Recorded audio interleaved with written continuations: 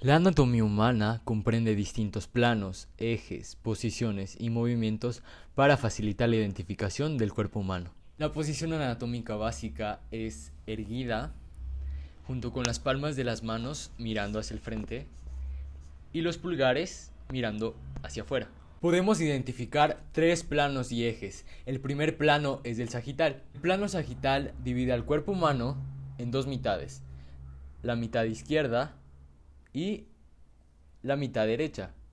El segundo plano es el frontal y este es como si dividiéramos al cuerpo humano justo en la coronilla de forma horizontal y divide al cuerpo humano en dos partes, en la mitad posterior y en la mitad anterior. El tercer y último plano es el transversal. Este divide el cuerpo humano en dos partes, la parte superior y la parte inferior. Tenemos tres ejes. El primero es el anteroposterior, que es como si atravesara el cuerpo humano de atrás hacia adelante.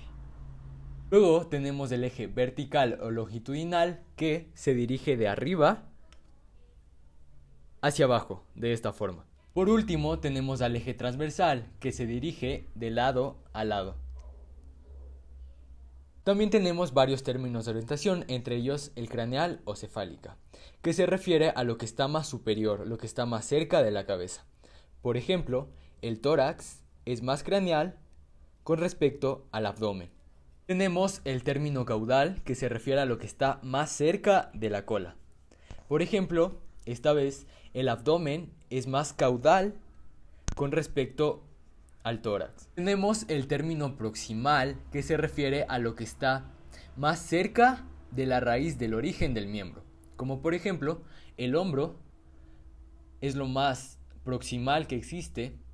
Tenemos el término distal, que se refiere a lo que está más alejado de la raíz del miembro. Como por ejemplo, la muñeca es más distal que el hombro.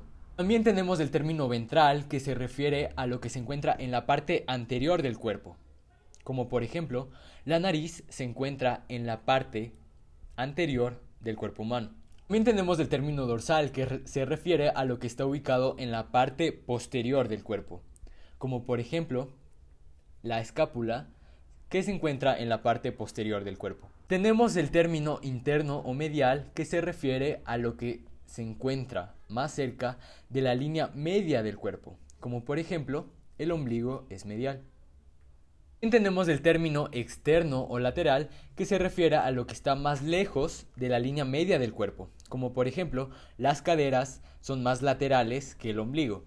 También encontramos el término superficial, que se refiere a lo que está más próximo a la superficie del cuerpo, como por ejemplo, la piel es lo más superficial que existe. El término profundo en anatomía se refiere a lo que se aleja de la superficie del cuerpo, como por ejemplo los músculos. También tenemos 7 movimientos corporales, entre ellos está la aducción. La aducción se refiere a un movimiento corporal que acerca una parte del cuerpo a su línea media.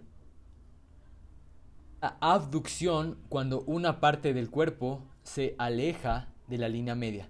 Entonces podríamos decir movimiento de aducción y movimiento de abducción. Aducción, abducción. Movimiento de flexión se refiere a cuando un órgano del cuerpo se acerca entre sí. Este es el movimiento de flexión.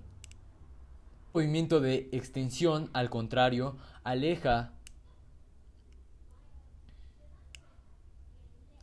el órgano del cuerpo entre sí. Podríamos entenderlo de esta forma: movimiento de flexión, movimiento de extensión, flexión, extensión, flexión, extensión, flexión, extensión. El movimiento de supinación se refiere a cuando parte del cuerpo se coloca en el plano supino, y el movimiento de pronación, al contrario, descoloca una parte del cuerpo del plano supino, como por ejemplo cuando mueves la muñeca. Este es un movimiento supino y este es un movimiento de pronación. El último movimiento, el movimiento de circunducción, se refiere a cuando una extremidad puede hacer un movimiento rotatorio en un eje determinado, como por ejemplo el movimiento de las muñecas, de los brazos, del cuello y cualquier otra parte del cuerpo que pueda girar sobre un eje determinado.